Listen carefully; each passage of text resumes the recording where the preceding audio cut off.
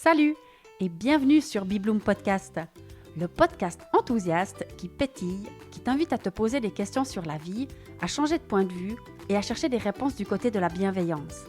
J'y partage mes réflexions et découvertes personnelles en fonction de ce que je vis au quotidien et j'invite régulièrement des personnes avec qui j'ai plaisir à échanger pour partager avec toi et t'inspirer.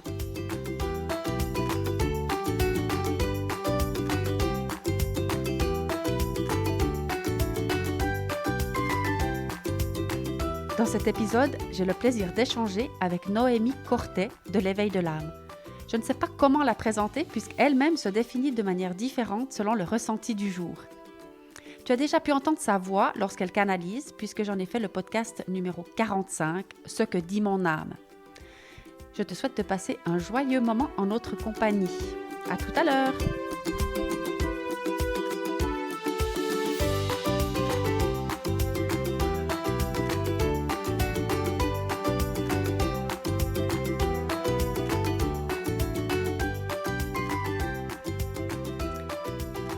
Salut Noémie! Bonjour Diane. Quel plaisir de démarrer cet épisode avec toi ce matin. Encore un wow de plus, clairement. Alors le contexte là, donc Noémie Cortet, tu as fait pour moi une lecture d'âme il y a quelque temps. Oui, exactement. C'était déjà un grand wow. J'en ai fait d'ailleurs un épisode de podcast il n'y a pas longtemps. Et puis le hasard a un peu fait que tu viens donner une conférence aujourd'hui à Bulle. Oui, sur être soi simplement. Être soi simplement. Voilà, c'est ce qui va se passer dans ce podcast. On va être soi simplement et voir dans quelle direction ou sur quel chemin ça nous amène. En tout cas, pour moi, c'était juste une évidence quand j'ai su que tu venais donner cette conférence à Bulle, d'ouvrir les portes de mon appartement pour te proposer de dormir à Bulle si ça pouvait t'intéresser. Et toi, me voilà chez toi. Et voilà. Merci pour l'accueil. Toi, tu as sauté sur l'occasion et puis tu as dit oui. Puis tu as dit, oh wow, trop cool. Donc, on ne se connaissait pas. On a eu pas mal d'échanges par WhatsApp. Tu as fait la lecture d'âme pour moi. Et quand tu es arrivée, en fait, c'est comme si on est les meilleures copines du monde, comme si on se connaît depuis toujours, quoi. Oui, ça m'émeut toujours un peu ces rencontres. Et à quel point c'est simple. Et quand il y a vraiment cette connexion, c'est tellement naturel de retrouver ces connexions naturelles. C'est vraiment tellement simple et puis beau. Oui. Alors, là maintenant, ce matin, j'ai été marcher comme tous les matins. Et puis dans la rue, je me suis dit, mais il y a Noémie Cortet qui est chez moi. Et j'ai pensé à un des auditeurs, Frédéric, qui écoute tous les podcasts et qui est un ami aussi, un très bon ami, qui m'a dit, mais ça serait chouette que tu fasses un épisode de podcast avec cette fille-là, ce serait intéressant. Alors, voilà, c'était juste une évidence que j'allais te proposer ça et toi, tu as accepté. Et je t'en remercie. Avec plaisir. Noémie, dis-moi un peu comment est-ce qu'on devient qui tu es? Oui. Alors, parce que je ne sais pas comment te décrire en fait. Ton site, c'est Éveil de l'âme. Est-ce que tu es une éveilleuse d'âme? Alors en fait, je change tout le temps un peu d'étiquette parce que ça nous fait rire. Est-ce que c'est vrai que je me présente toujours de manière différente? Parce que j'aime pas me mettre dans une case, dans une étiquette, parce qu'on est vraiment différentes facettes, on n'est pas une chose. Donc des fois, je me définis en tant que thérapeute, des fois en tant que guide de lumière, des fois en tant que canal, et j'aime bien changer, ça m'amuse. D'accord, oui, alors ça c'est magnifique, parce que la vie c'est ça, on est là pour s'amuser, donc tu t'amuses. Mais comment on devient toutes ces casquettes, en fait. Et quel est un peu ton parcours? D'où est-ce que tu as commencé? Comment tu es arrivé là? Parce que moi, ça m'a vraiment bluffé, comme j'ai dit aux auditeurs dans le précédent épisode. Cette fille, je la connais pas, elle m'a jamais vue. Enfin, elle a juste ma photo, là, puis elle me raconte tout ça. Mais ça se passe comment, ça? Alors, je ne l'ai pas cherché. Ça m'est vraiment un peu tombé dessus il y a maintenant presque 5 ans en arrière. Donc, ce n'est pas des capacités que j'ai depuis toute petite, pas du tout. En fait, j'étais pas du tout là-dedans. J'étais plutôt dans un domaine scientifique. Donc, j'ai fait des études d'ingénieur en agroalimentaire. J'ai travaillé 6 ans dans l'industrie alimentaire. Je faisais de la gestion de projet, etc. Donc, vraiment rien à voir. En effet. Et ce changement est arrivé dans ma vie en même temps qu'un autre changement parce que, en fait, mon travail ne me correspondait plus trop. J'avais envie de faire autre chose et puis en même temps, je me suis reconvertie à l'environnement. J'ai fait une formation à cours d'emploi en environnement. Donc, j'étais déjà dans cette boucle de changement. Et des fois, quand on active la boucle de changement, il y a d'autres choses qui se passent. Quand j'ai commencé la formation, même un mois avant, j'ai tout cet éveil qui est arrivé où j'ai commencé à lire, à m'intéresser à plein de choses.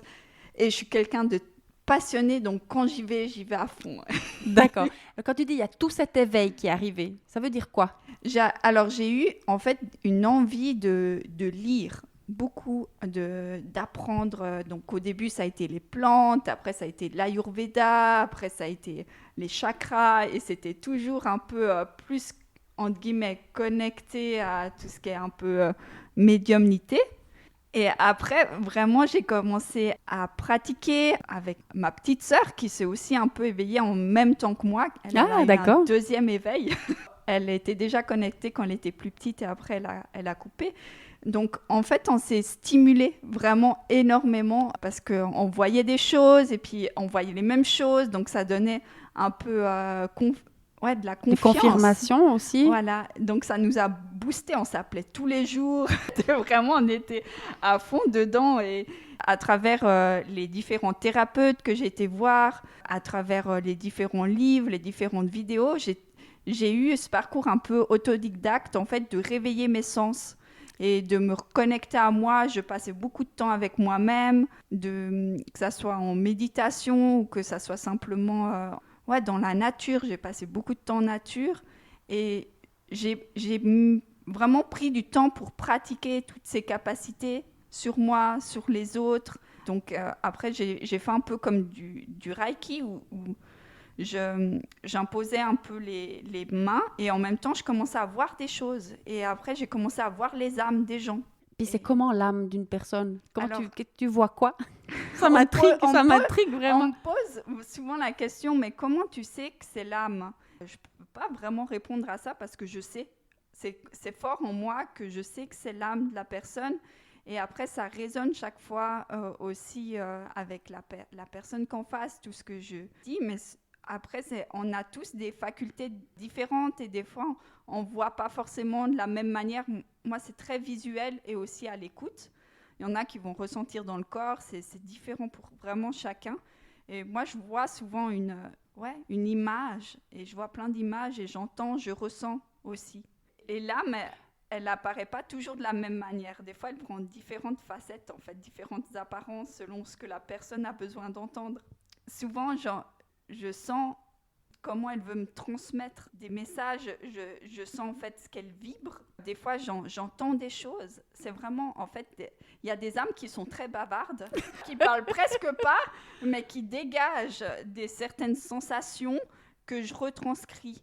Donc, tu as la sensation, tu entends et tu vois. Voilà. En fait, tu étais au cinéma, c'est cool, quoi. Tu as le son, l'image et les frissons, quoi. Oui.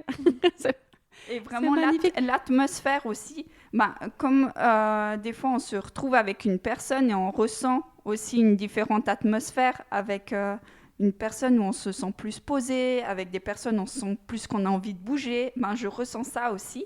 Et ce qui est drôle, c'est que dans les lectures d'âme, ma voix souvent prend la tonalité de l'atmosphère de l'âme un peu, donc des fois c'est tout doux et des fois c'est un peu plus actif, vraiment différent en fait. Ma voix aussi s'adapte à ça.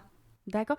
Et puis, est-ce que c'est des messages que l'âme, elle donne à la personne ou comment? Parce que moi, quand je l'ai fait, j'étais surtout bluffée que tu saches tout ça, mais j'avais, l'impression que tu savais des choses sur moi, mais c'était moi, vraiment. Mais est-ce que parfois, une personne pourrait ne pas trop comprendre ou c'est des nouveautés qu'elle apprend par cette lecture d'âme ou comment, où il y a des messages particuliers ou...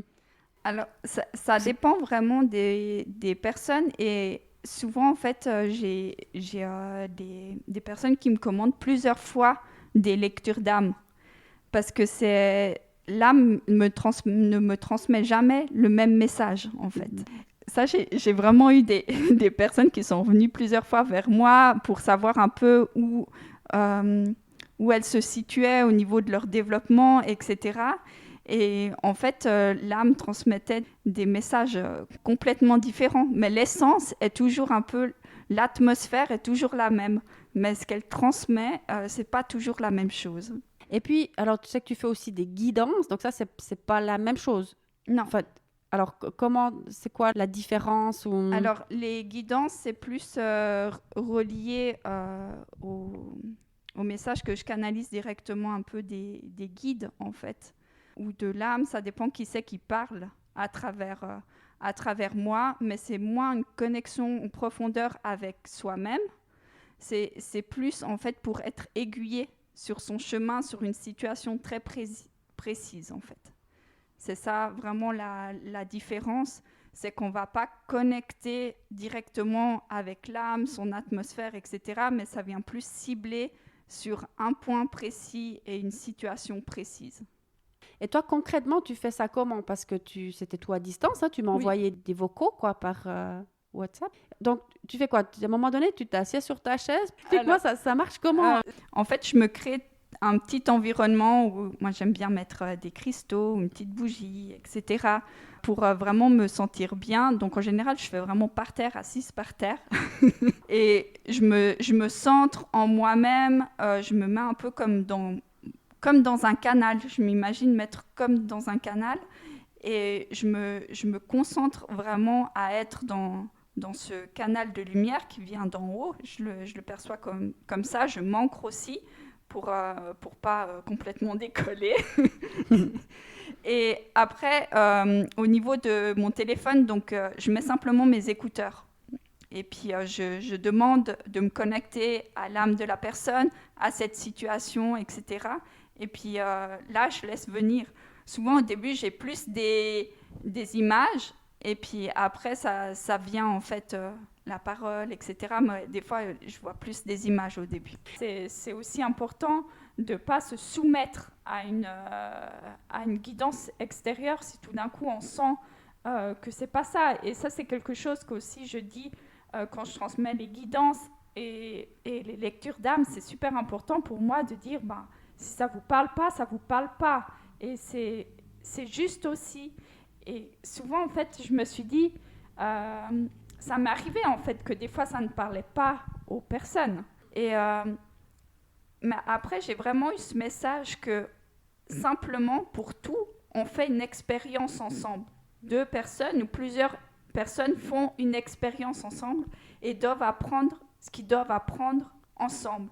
Et c'est comme avoir un détachement du résultat de ce que veut notre mental et laisser ouvert, vraiment.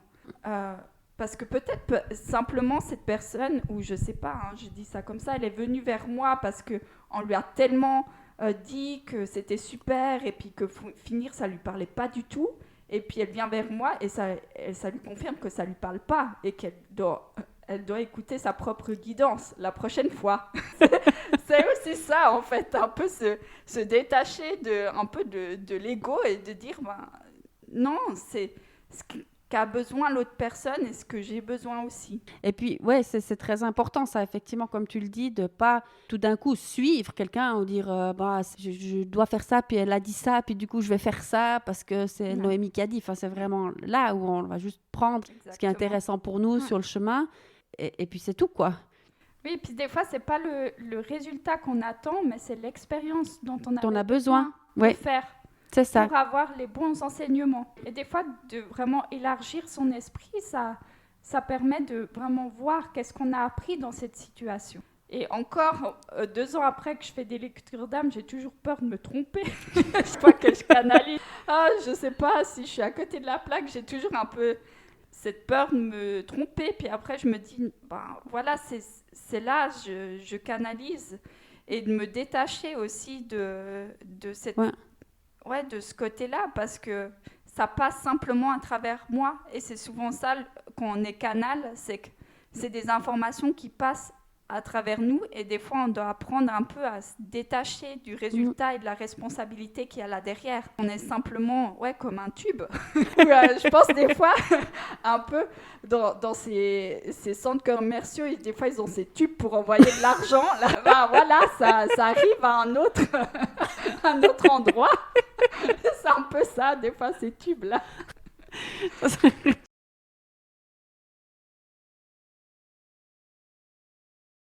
Je m'attendais pas à venir avec une image comme ça.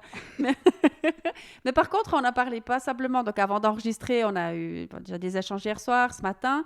Et puis, on est venu passablement sur le thème de l'argent, Oui. en fait. Alors, voilà, il s'invite dans cette conversation maintenant. Parce qu'effectivement, c'est un grand thème aussi de tout entre guillemets, le travail qu'on a à faire en lien avec l'argent. Et pour moi, ça avait commencé en 2016, de découvrir un petit peu une manière d'aborder ce qui concerne l'argent de manière différente, ou considérer l'argent de manière différente, et juste le faire circuler comme ça. Exactement. Et puis ça c'est beaucoup, donc c'est quand même un long chemin, ce qui pousse à se détacher aussi, enfin travailler sur la peur du manque, se détacher de tout ça.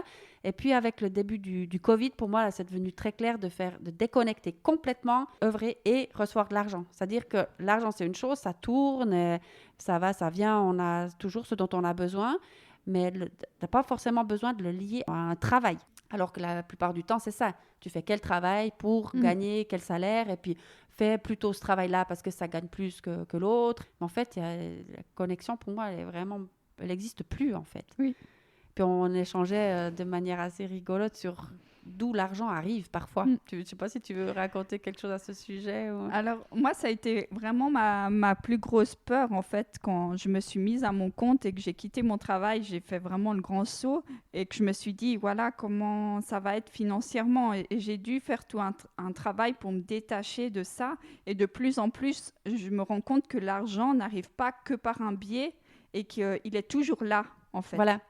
Et vraiment, je me suis comme un peu mis cette croyance en moi, comme quoi l'argent, il est toujours là, qu'il a toujours été là. Donc il sera toujours là. Il sera toujours là. Et c'est vrai qu'il arrive à travers des fois des biais complètement différents où je m'y attends pas. Mais le fait d'avoir cette confiance, bon, on n'est plus dans ces énergies de manque ou de dire toujours... On n'agit pas avec la peur de manquer de l'argent, en fait. On agit avec vraiment son cœur, qu'est-ce qui nous fait plaisir. Et puis, ça suit, en fait. Ça suit toujours. Et des fois, je me dis, ouais, ça fait 2 ans. Oui. Et ça suit toujours. Oui.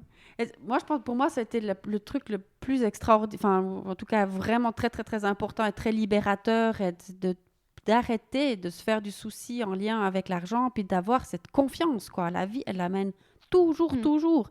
Puis c'est vrai que parfois, c'est des biais drôles, quoi. Comme on mentionnait, tout d'un coup, de l'argent qui est arrivé d'un parent, tout d'un coup, la voiture qui se fait grêler, le vélo qui est volé, des biais. Dis, mais ok, bon, moi, je pensais recevoir de l'argent par mon travail, mais si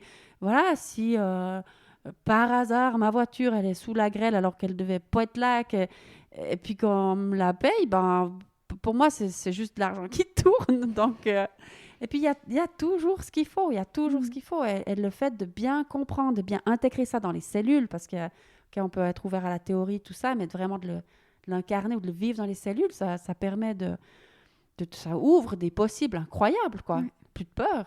Bon, moi, c'est mon voyage à venir, là, en Irlande. Donc, je vais partir 10 mois. Mais effectivement, il y a des gens qui me disent, mais ouais, donc moi de la chance pour te permettre de partir 10 mois. Mais en fait, je ne peux pas me permettre de partir 10 mois. Je sais juste que tout va bien se passer. Puis que j'ai pas de souci à me faire. Pour rien, ni même pas pour l'argent. Puis ça va aller. Je sais. Oui, des fois, en fait, on peut oser et oser l'inconnu. C'est souvent ça. Oser l'inconnu, et parce qu'on le sent à l'intérieur de nous. Et d'écouter soi-même et de faire confiance, en fait, à cette voix qui est à l'intérieur de nous. Et d'y aller, en fait, si l'appel est vraiment fort, d'oser le faire. Et quand on le fait, on voit que ça suit. Oui. Et des fois, c'est pas comme notre mental a construit, a fait ses projets, mais c'est toujours là, en fait. Mais la question qui vient quand même toujours, c'est comment on passe, comment on coupe le mental, puis comment on arrive à faire confiance. Alors, pour moi, en fait, le mental a besoin de preuves, des fois. Donc, de lui rappeler ou de lui montrer des exemples comme quoi c'est possible, il va prendre ça vrai, qui peut créer ça dans sa réalité, dans sa vie, en fait. Souvent, il y a besoin de ça. Et j'ai fait ça aussi avec l'argent, de me dire, Noémie, regarde, toute ta vie, tu n'as jamais eu de problème, en fait. Donc, pourquoi ça commencerait? Et souvent, je me répète ça pour que mon mental, il me laisse tranquille. Oui. Et je fais ça vraiment. Des fois, quand j'arrive, qu'il se passe quelque chose dans ma vie, je dis, regarde, en fait, qu'est-ce que tu as réussi à manifester? Regarde l'argent, de quelle manière il peut arriver. Et là, j'ai eu différentes circonstances que l'argent est arrivé par différents biais. Et maintenant, c'est acquis dans ma réalité. Comme quoi, en fait, l'argent arrive à différents niveaux. Il est toujours là quand j'en ai besoin. Ouais, j'aime bien comme tu l'expliques, effectivement, de montrer à notre mental. Mais Oui. voilà, moi je dis toujours, la vie, elle nous prouve qu'on a raison. Donc tout ce qu'on pense, tout ce qu'on dit, elle va nous prouver qu'on a raison. Donc j'ai changé ces manières de penser, qu'est-ce qu'on sort de notre bouche pour que la vie nous prouve qu'on a raison. Donc si on dit tout le temps qu'on manque, elle va nous le prouver, et puis on va manquer de quelque chose. Mais si on a cette confiance, puis qu'on sait qu'on aura toujours tout ce qu'il nous faut, puis qu'on a de la chance, et puis elle va nous prouver qu'on a ce qu'il faut et qu'on a de la chance. Et j'aime bien cette idée de rappeler à mon mental, de dire, voilà, regarde, là et là, ça c'est les confirmations, tu peux continuer parce qu'on t'a déjà montré, prouvé que ça fonctionne et que c'est super. Mais ça peut être aussi à l'envers, parce que quand on se nourrit d'un schéma comme quoi on se met un peu dans un mode un peu victime, comme quoi en fait ça a toujours été comme ça pour nous, on a toujours galéré, en fait on s'enferme dans une certaine réalité. En fait. Bah oui, mais bien sûr, c'est ça. La vie nous prouve qu'on a raison. Donc nous, si on le dit et puis qu'on se persuade, on va rester dans cette boucle, oui. En effet. Puis ça, je trouve que c'est génial aussi parce que on peut avoir fonctionné comme ça un certain temps, mais la magie de la vie fait aussi qu'on peut reprogrammer tout ça différemment. Alors, ça demande un certain travail, mais tous les circuits neuronaux, là, ils peuvent être reprogrammés. Oui. C'est vraiment comme faire un reset du disque dur, là, et puis programmer, mettre des programmes différents. Puis ça, c'est quand même cool de le savoir, parce que sinon, voilà, on resterait bloqué dans nos schémas limitants comme ça. Et non, c'est quelque chose que j'ai énormément étudié, et puis j'ai beaucoup expérimenté ce côté de programmation, se déprogrammer, se reprogrammer. Et je trouve que c'est incroyable et c'est vraiment l'outil le plus puissant que j'ai pu vraiment acquérir. Et je commence maintenant d'ailleurs à le transmettre et à beaucoup l'enseigner parce que je trouve que c'est incroyable quand on prend conscience de cette capacité que oui, c'était là dans notre vie jusqu'à maintenant, on a pensé comme ça, mais c'est pas obligé de rester en fait. Oui, c'est beau. Alors tu dis que tu partages ces outils, tu partages de quelle manière, tu enseignes de quelle manière, comment on peut te trouver, quelles sont ta palette d'offres là ou de... Alors, je le transmets aussi lors des séances individuelles parce que je fais aussi des séances individuelles où je mélange selon les besoins de la personne, coaching et puis soins énergétiques aussi. Et à travers mes retraites, tous mes ateliers, mes événements, j'en parle toujours. Peu importe le thème, même si c'est le dernier événement, c'était sur comment ouvrir son canal. Même j'ai quand même dit, voilà, j'ai quand même vraiment inséré ce côté en fait pensée. Vous êtes capable de canaliser parce que déjà vous canalisez votre vie, vos expériences, et vous êtes déjà un canal. On est tous des canaux. Voilà. Et des fois, de changer cette programmation, on part sur autre chose. Alors, tu partages, tu as parlé de retraite, tu as parlé d'accompagnement individuel, tu as parlé de journée. Enfin, est-ce que tu as des événements qui sont déjà prévus, que tu peux peut-être annoncer ici? J'ai une autre conférence, justement, que je vais donner à Bulle, le 24 juin. D'accord, donc on vous en informe déjà. Et j'ai ma retraite qui est du 17 au 19 juin. Elle s'appelle Enjoy Your Life. Parce que je trouve que des fois, en fait, ça a été mon cas, s'enfermer dans trop de développement de soi et puis oublier de vivre. Et c'est justement ça aussi que j'ai envie d'enseigner, que j'enseigne vraiment aussi dans tous mes événements, dans mes retraites, etc. Amusez-vous, quoi. Que des fois on est trop focalisé. Et ça a tellement été mon cas que pour moi c'est hyper important parce que je me suis un peu enfermée là-dessus. Puis je me suis dit, mais en fait c'est pas comme ça que je veux vivre tout le temps, apprendre, aller faire plus, je suis pas assez, je dois encore faire ça. Non, amuse-toi. Et voilà, donc en fait, ces événements peuvent être retrouvés sur mon site où j'ai aussi une liste de diffusion WhatsApp où on peut s'inscrire en m'envoyant simplement son numéro. D'accord, pour recevoir tous tes Voilà. prochains événements. Moi, j'adore tellement cette idée de jouer avec la vie, en fait. On est là, on est vraiment là pour s'amuser. C'est une pièce de théâtre, tout ça. Puis quand on se dit, ah ben moi, je suis l'actrice de cette pièce de théâtre, Oui. puis je veux jouer quel rôle, et puis je trouve que ça change toute la vie, quoi. Ça change vraiment toute la vie. Et Oui. c'est chouette. En fait, on est deux joueuses. C'est pour ça que bon, on en est vraiment sur les mêmes compréhensions, puis presque en même temps, parce que moi aussi, cette histoire de transformation personnelle et tout ça, c'est... J'ai comme dit stop, quoi. Stop. De toute façon, l'évolution, elle se fait tout le temps. Les idées, l'objectif, le but, il est très clair. J'ai besoin de rien que de m'amuser, quoi. Et de me faire plaisir. Et là, dans les choses qui me font plaisir, et ça, c'était aussi drôle parce que tu fais pareil. Moi, j'ai recommencé à faire des extras chez Goya Ondal. Et ça, c'était mes premiers amours, en fait, l'hôtellerie. Et toi, tu m'as dit, là, que tu travailles aussi. Oui, je fais aussi des extras dans un restaurant, ouais. Ouais. Alors, tu en as fait déjà un peu cet hiver, c'est ça, à Verbier, n'est-ce pas? Exactement. Puis tu vas refaire cet été. Puis on se disait, c'est vraiment super cool. On disait, mais en fait, où qu'on soit, on transmet quelque chose. Moi j'adore vraiment aller accueillir les gens, servir une bière, un café. Puis là, on est dans la vie, quoi. On est dans la vie, les pieds bien sur terre, on se fait plaisir, on transmet, je sais pas, par notre sourire. Puis c'est pas plus compliqué que ça, quoi, en fait. Non. Pas plus compliqué que ça. On en discutait justement hier, le fait qu'on accueille la vie, ce qu'elle nous offre, au lieu de lutter contre elle et dire voilà, je dois encore faire ça, et plutôt d'aller dans le désir que dans les obligations. Le faire par désir et non par obligation. Et c'est toute une perception à avoir, en fait. Pour moi, c'est cette idée chaque fois de tourner son cerveau, en voilà, fait. exactement. Surtout, tu fais... J'ai l'impression qu'en fait, on tourne de 180 degrés, là, chaque cellule de notre corps, quoi, en fait. Chaque cellule, tu vas aller visiter tout, et tourne là, et chaque situation, chaque chose, tu viens voir d'un autre angle, quoi. Exactement. Chaque fois. Et puis quand il y a quelque chose qui bouscule trop, ou qui... Pour moi, la réponse, et puis je vois vraiment cette image, c'est il y a comme une flèche là qui arrive, d'une situation de la vie qui n'est pas agréable. Moi, hop, je monte de 2 mètres, et pouf, elle passe dessous. Après, je redescends. Et la flèche, elle n'est pas passée à travers moi, elle est passée dessous. J'ai esquivé comme ça en prenant du recul chaque fois. C'est vraiment, j'ai cette sensation comme ça que je saute comme une sauterelle. Tac, la situation, elle passe dessous, je redescends et je continue mon bonhomme de chemin, tout va bien. Et puis, je ne suis pas impactée trop négativement par ces différents types de situations qui pourraient être bousculantes parfois.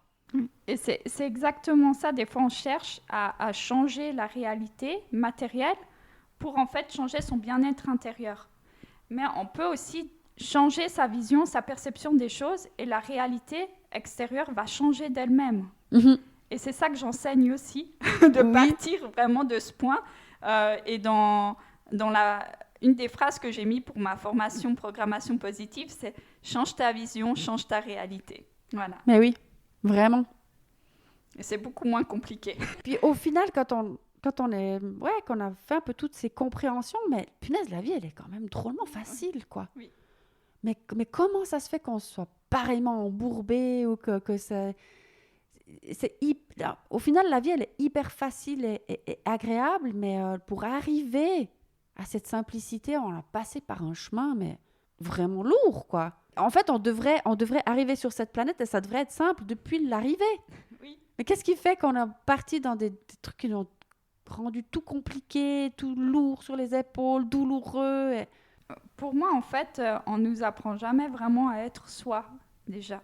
Et à se connecter à soi-même et à créer à partir de son intérieur.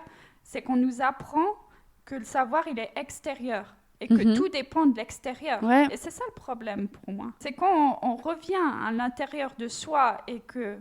Là où on a toutes les réponses. Voilà, qu'on part de soi et qu'on arrête de faire de la surconsommation extérieure, que ça soit d'informations, que ça soit de matériel, etc. Mais qu'on revient voir ce qui est à l'intérieur de soi Et qu'on prend du temps un peu pour avoir des vides aussi, parce que la société est construite pour pas qu'on s'embête, en fait. Ouais, c'est Il n'y a ça. jamais de temps où on fait rien. On ne sait plus rien faire. Mais quand on fait rien, on est. Oui, Et ça, c'est quelque chose, des fois, pour moi, qu'on devrait apprendre. Et c'est quand on se reconnecte à soi-même que ça devient plus simple, parce qu'on commence à comprendre comment on fonctionne, en fait.